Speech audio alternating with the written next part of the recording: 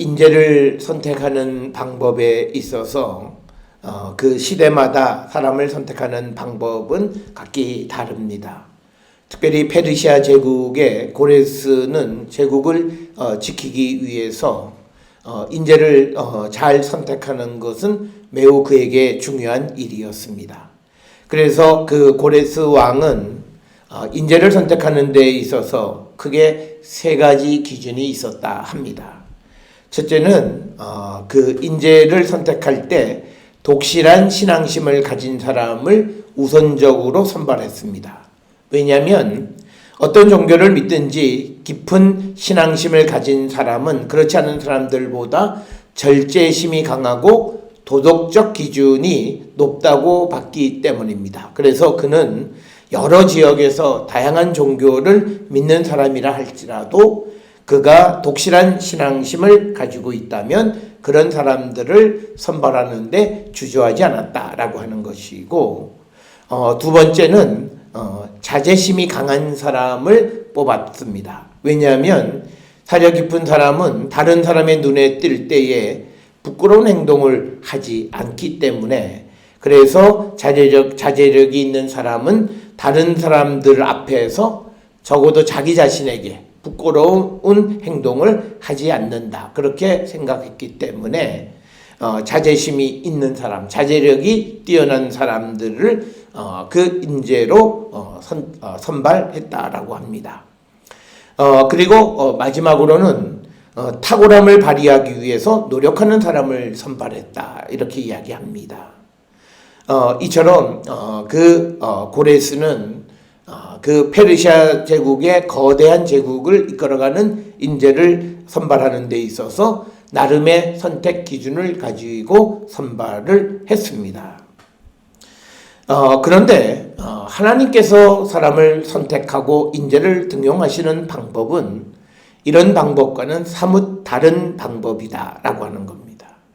가장 큰 특징은 하나님은 능력이나 자질을 보지 않고 오히려 부족한 사람을 뽑는 경향을 우리는 성경을 통해서 볼 수 있습니다. 그렇다면 왜 하나님께서는 이처럼 부족한 사람들을 선택해서 하나님의 일꾼을 삼으시는가? 하나님께서 사람에게 있어서, 특히 하나님의 일을 감당하는 사람에게 있어서 가장 중요하게 여기는 덕목은 그의 능력이나 그의 다른 어떤 것이 아니라 무엇보다도 하나님에 대한 충성심, 복종심이 가장 중요한 덕목이라고 보셨기 때문입니다. 그래서 하나님께서는 사람을 택하실 때에 부족하지만 그러나 하나님에 대한 신실함이 있는 사람들을 택하신 것을 우리는 볼 수 있습니다. 오늘 우리가 구약성경 사무엘상 16장 1절로부터 13절의 말씀은 너무나 잘 아는 말씀으로서 하나님께서 사울을 이제 이스라엘 왕에서 패하신 후에 하나님께서 이새의 자녀 가운데에서 이스라엘 왕 한 사람을 이제 세우시겠다라고 사무엘에게 말씀하시고 사무엘에게 베들레헴으로 가서 그 이새의 아들에게 기름을 부으라고 말씀을 하셨습니다. 그래서 그 명령을 받은 사무엘이 이제 이새에게로 가서 이새를 제사에 청해서 그 가족들을 전부 다 데려오게 한 다음에 이제 그 아들들을 하나씩 보면서 이제 기름 부을 자가 누구인가를 그렇게 이제 선발하려고 했습니다. 그래서 이제 이새의 아들 가운데 제일 처음으로 6절에 보니까 엘리압이라고 하는 아들이 이제 이 사무엘 앞에 섰습니다. 아마도 그 엘리압은 용모가 뛰어나고 키도 아마 큰 그런 사람이었던 것 같습니다. 그래서 7절에 이 사무엘이 6절 끝에 보면 여호와께서 기름 부으실 자가 과연 주님 앞에 있다. 그래서 그 엘리압을 보면서 사무엘의 마음이 아주 흡족했습니다. 그런데 7절에 여호와께서 사무엘에게 말씀하시기를 그의 용모와 키를 보지 말라. 내가 이미 그를 버렸다. 이렇게 말씀하시면서 굉장히 중요한 말씀 하나를 하시는데, 내가 보는 것은 사람과 같지 않다. 사람은 외모를 보거니와 나 여호와는 중심을 보느니라. 이렇게 말씀합니다. 그래서 여호와께서는 사람의 중심을 보는 것이지 어떤 사람의 외모의 출중함, 그가 어떤 능력을 가지고 있느냐라고 하는 것은 그렇게 하나님에게 중요한 것이 아니다 라고 하는 것을 말씀하십니다. 그렇게 되자 이새가 그 다음의 아들 아비나답을 불러서 다시 사무엘 앞에 지나가게 합니다. 그랬더니 사무엘이 이새에게 말하기를 여호와께서 이도 즉 아비나답도 택하지 않으셨다 이렇게 이야기하니까 9절에서 이새가 다시 산마로 지나가게 합니다. 그러니까 또 사무엘이 이새에게 말하기를 이 사람도 이 아들 산마도 여호와께서 택하지 아니하셨다 이렇게 말을 합니다. 아마도 6절, 7절, 8절에 엘리압, 그 다음에 아비나답, 그리고 산마는 아마 이새의 아들 가운데에서 가장 내세울 만한 그런 아들이었을 것으로 추정할 수 있고 어쩌면 첫째, 둘째, 셋째였을 것입니다. 그렇게 되어지니까 이제 사무엘이 이새에게 말하기를 내 아들들이 다 여기 있느냐 이렇게 묻습니다.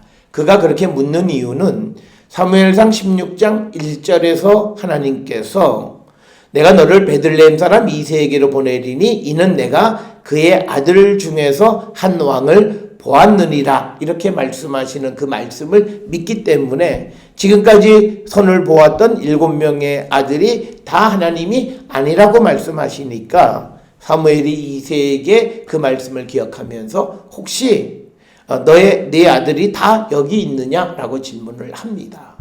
그랬더니 이새가 아직 막내가 남아있다 이렇게 말합니다. 그러면서 그는 양을 지키나이다 이렇게 대답을 하니까 사무엘이 사람을 보내서 빨리 그를 데려오라 이렇게 이야기하고 그가 오기 전까지는 우리가 식사 자리에 앉지 않겠노라 이렇게 이야기를 합니다. 그래서 12절에서 이새가 사람을 보내서 그 아들 막내 아들을 데리고 오니 그의 빛이 붉고 또 눈이 빼어나고 얼굴이 아름답고 여호와께서 말씀하시기를 이가 그다 이렇게 말씀하셔서 그리고 사무엘에게 일어나 기름을 부으라고 말씀합니다. 그래서 13절에 사무엘이 기름 불병을 가져다가 이새의 아들 가운데에서 이 막내 8번째 소위 다윗에게 기름을 부었고 그 후에 하나님의 영이 그에게 임하셨다라고 하는 겁니다. 오늘 주시는 본문의 말씀에 등장하는 세 사람 사무엘, 이새 그리고 하나님입니다. 오늘 주시는 본문의 말씀에서 하나님께서 사람을 택하시는 방법은 이새나 또는 사무엘이 생각하던 방식과는 전혀 다른 방법이었습니다.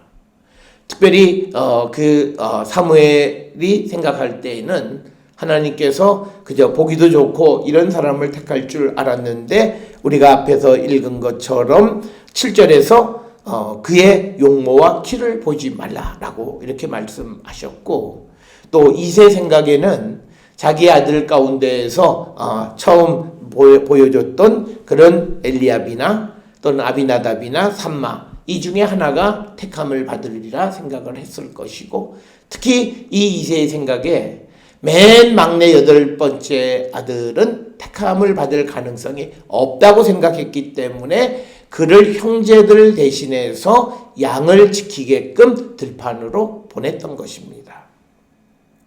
그런데 하나님께서는 현장에 있지도 않은 다윗을 선발하셨다라고 하는 겁니다.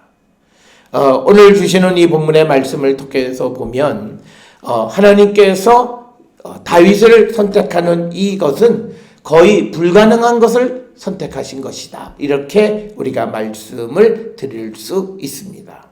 이렇게 선택된 다윗은 이제 유대인들 가운데에서 가장 훌륭한 왕으로 칭송을 받는 그런 왕이 되어졌음은 우리는 너무나 잘 알고 있습니다.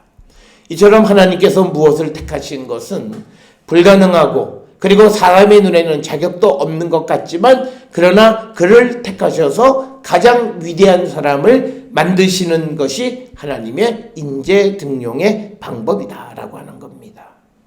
바로 이런 하나님께서 불가능한 가운데 우리를 택하셔서 우리를 하나님의 백성으로 삼으셨고 원래 우리는 죄 때문에 사형 선고가 내려진 자들이었지만 예수 그리스도를 통해서 우리를 살리셔서 우리에게 새 생명 주시고 오늘 하나님의 나라를 위한 일꾼으로 우리를 세상에 보내셨습니다.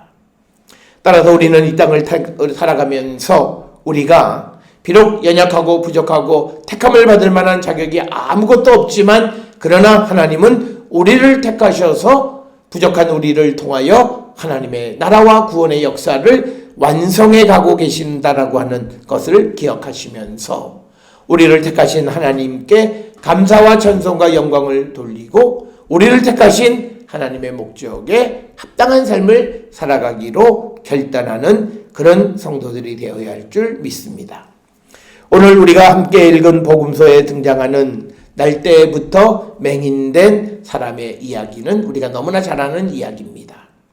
예수께서 길을 가시다가 날때부터 맹인된 사람을 보셨습니다. 그때 제자들이 2절에 보니까 랍비여 이 사람이 맹인으로 난 것이 누구의 죄로 인함이니까 자기니까 그의 부모니까. 그랬더니 예수님 대답이 3절에 이 사람이나 그 부모의 죄로 인한 것이 아니라 그에게 하나님이 하시는 일을 나타내고자 하심이다 라고 대답을 합니다. 오늘 주시는 말씀에서 하나님께서 하나님이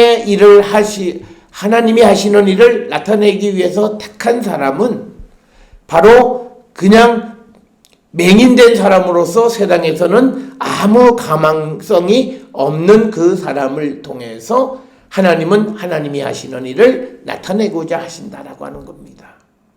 이처럼 하나님이 택하신 자 역시도 이 본문의 말씀에서도 보면 눈멀게 태어난 사람들에게는 죄가 많다고 오해를 받았던 그 사람을 통해서 하나님은 하나님의 일을 나타내시고 영광을 받으신다라고 하는 겁니다.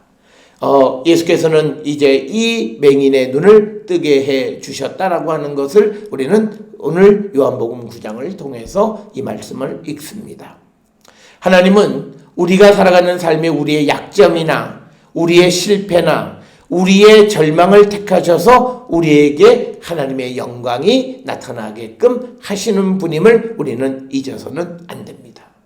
우리는 우리가 세상을 살아가는 약점, 실패, 절망 이런 모든 것들 때문에 어떤 이들은 하나님 앞에 나오지 못하지만 그러나 하나님이 우리에게 하나님의 영광을 드러내시는 방법은 바로 우리의 약점, 우리의 실패, 우리의 절망을 제거해 주심으로 마치 맹인의 눈을 뜨게 해주시는 예수의 능력이 나타나는 것처럼 그런 방식을 통해서 우리에게 영광을 나타내 주시고 영광을 받으시는 분이 하나님이십니다. 이처럼 하나님이 세상에서 하나님의 일을 하시기 위해서 선택하는 기준은 세상에 있는 사람들이 선택하는 것과는 전혀 다른 그런 관점에서 선택하는 것임을 우리는 알 수 있고 특별히 오늘 주시는 본문의 말씀에서 예수님의 시선, 예수님의 관점은 당시 유대 사람들이 전통적으로 가지고 있고 그들이 배워왔던 관점과는 전혀 다른 관점을 가지고 계십니다. 특별히 이 맹인을 보고 제자들이 이 사람이 누구의 죄 때문이냐라고 묻게 되어질 때 예수께서 대답하시기를 이 사람이나 그 부모의 죄로 인한 것이 아니다라고 하는 새로운 죄에 대한 관점을 우리에게 제시해 주시는 겁니다. 당시 유대인들의 생각에는 이 사람이 태어날 때부터 맹인이 되었으니까 아마도 큰 죄를 지은 자라고 그렇게 생각을 했을 것입니다. 그러나 예수님은 그게 아니라고 새로운 죄에 대한 그 고난에 대한 관점을 우리에게 가르쳐 주시면서 오히려 세상으로부터 버림을 받고 세상으로부터 배척을 당하는 그 죄가 많다는 오해를 사고 있는 그 사람들을 택하셔서 하나님은 하나님의 하시는 일을 나타내시는 분이시다라고 하는 것. 따라서 우리는 이 땅을 살아가면서 우리가 능력이 없다고 해서, 우리가 부족하다고 해서 우리가 하나님의 일꾼이 되지 못하는 것 아닙니다. 우리에게 주님을 사모하고 주님의 말씀에 순종하고자 하는 그 믿음이 있을 때 우리는 하나님의 택함을 받고 하나님 나라의 일꾼의 사명을 감당할 수 있음을 오늘 성경은 우리에게 가르쳐주고 있습니다. 따라서 우리 모든 성도들이 이 땅을 살아갈 때에 우리가 예수 그리스도의 십자가 보혈의 공로로 새 생명을 얻은 것은 우리가 어떤 공로가 있어서가 아니라 우리를 불쌍히 여겨주시는 하나님의 자비와 긍휼하심 때문임을 깨달아서 이제 우리는 이 땅을 살아가면서 예수를 만난 빛의 자녀가 되어진 자로서 빛의 자녀다운 그런 삶을 우리가 살아가는 자들이 되어야 할 줄 믿습니다. 하나님께서 이처럼 부족하고 연약한 우리를 택하신 이유는 우리가 이 땅에서 빛의 자녀들처럼 살아가게 하기 위해서 우리를 택하신 겁니다. 오늘 에베소서 5장 8절에 너희가 전에는 어둠이더니, 전에 예수를 믿기 이전에는 우리가 어두움 가운데 죄악 가운데 있던 자들인데 이제는 주 안에서 빛이라 빛의 자녀들처럼 행하라고 말씀합니다. 그러면 우리가 빛의 자녀가 되어지려면 어떻게 살아야 되는가? 오늘 주시는 본문은 두 가지를 우리에게 강조합니다. 첫째 9절에서 우리가 빛의 열매, 모든 착함, 의로움, 진실함의 열매를 맺는 자가 되어야 함을 우리에게 가르쳐 주시고, 그래서 모든 성도들은 이 땅을 살아갈 때 착하게 살아야 되고 의롭게 살아야 되고 진실되게 살아야 합니다. 그러나 우리들 주변에 보면 예수를 믿는다 하면서도 그들의 삶이 이전의 어두움과 같은 삶의 어두움의 일에 참여하며 살아가는 자들이 너무나 많습니다. 그것은 우리를 택하신 하나님의 뜻에 합당한 삶이 아니라고 하는 사실을 우리가 깨닫고, 오늘 주시는 에베소서 5장 9절에 있는 말씀처럼 우리가 빛의 열매를 맺고 살아가는 자들, 그래서 우리의 삶에 착함, 의로움, 진실함이 있는 그런 성도의 삶을 살아가는 우리 모든 성도들이 되어야 하고, 또 하나 오늘 주시는 10절에 있는 말씀에 주를 기쁘시게 할 것이 무엇인가를 시험하여 보라. 즉 주님을 기쁘시게 하는 삶을 살아가는 자가 되어야 함을 우리에게 가르쳐 줍니다. 오늘 살고 있는 이 시대의 모든 사람들은 자기를 기쁘게 하고 자기를 위한 삶을 살아가는데, 하나님께서 우리를 택하시고 부족하고 연약하고 또 우리에게 죄악투성이고 또 약점투성인 우리를, 아무것도 할 수 없는 우리를 택하셔서 하나님의 백성을 삼아주신 것은 우리를 통해서 우리가 주님을 기쁘게 하는 삶을 살아가게 하시기 위한 것임을 우리는 꼭 기억을 하셔서 우리의 삶의 목표가 이제는 그리스도와 복음을 위한 삶을 살아가는 것이 되어야 합니다. 우리가 잘 아는 고린도후서 5장 15절의 말씀에 예수께서 왜 우리를 위하여 십자가에 달려 돌아가셨는가? 이제 우리가 다시 살아난 자로서 우리가 나를 위하여 살지 않고 복음과 예수님을 위한 삶을 살아가게 하기 위해서 십자가에 달려 돌아가셨다고 분명하게 말씀하고 있습니다. 따라서 이제 우리가 하나님의 택함을 받은 자들입니다. 택함을 받아 새 생명을 얻은 자로서 이제 우리의 삶은 어떻게 하면 주님을 기쁘시게 할 것인가를 생각하며 살아가는 자들이 되어서 이제 우리의 삶의 목표는 나를 위해서 내 인생의 소망을 이루고 내 목표를 이루고 그런 삶이 아니라 하나님을 기쁘게 하는 삶을 살아가는 자들이 되기 위한 그런 삶을 열심히 사는 그런 성도가 되어야 할 줄 믿습니다. 그래서 우리는 하나님의 택함을 받아서 이제 우리가 예수 그리스도 안에서 구원의 확신 가운데 영원한 하나님의 나라를 소망하며 그 하나님의 나라를 향하여 가고 있는 자들로서 우리의 삶은 빛의 열매를 맺는 자일 뿐만 아니라 하나님을 기쁘시게 하는 삶을 살아가기를 결단하며 살아가는 우리 모든 성도가 될 때 우리를 택하신 하나님의 그 뜻에 합당한 삶을 사는 거룩한 성도가 되어짐을 믿고 우리 모든 성도들의 삶이 이제 과거에 열매 없는 어둠의 일에 참여하는 자들이 아니라 이제는 빛의 열매를 맺는 거룩한 성도가 되어야 하고 하나님을 위하여 그리스도를 위하여 살아가는 자들이 되어야 합니다. 하나님이 우리를 택하여 주심으로 인해서 이제 우리에게 그리스도의 빛이 비추어졌습니다. 그래서 그리스도의 빛이 비추어져서 우리의 갈 길을 인도해 주시오니 우리 모두가 빛의 열매 착하고 의롭고 진실되고 그리스도를 위한 삶을 살기로 결단하며 세상을 향해 나갈 때 우리는 세상의 유혹으로부터 우리를 지켜갈 수 있고 영원한 하나님의 나라를 향하여 한 걸음 한 걸음 다가서는 거룩한 성도가 될 수 있음을 믿고 그런 삶을 살기로 결단하는 우리 모든 성도들이 될 수 있기를 주의 이름으로 축원합니다.